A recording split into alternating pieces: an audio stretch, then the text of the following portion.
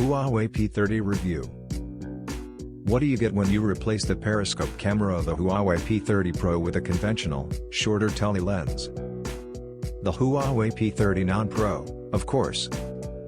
Huawei isn't keen on going the same path Samsung took with the S10s and is doing all sorts of things to differentiate between the models. It's not just a matter of size when choosing between the P30s, and that's not ideal if you ask us.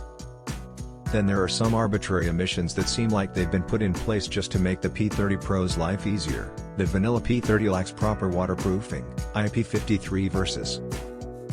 On a positive note, the P30 does have a regular headphone jack, a connectivity option that didn't have its place on the Pro, apparently.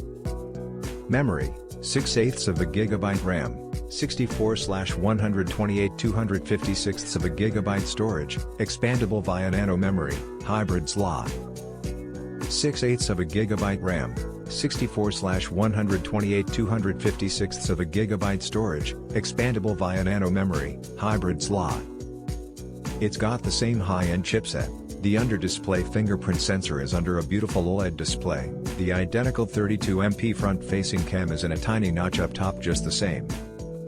It's plain white with rose gold inscriptions like on the Pro, but it says triple camera next to the red like a dot. The Pro's box has quad there. There's a cable to go with it, as you'll need all the Huawei bits to get the full speed charging.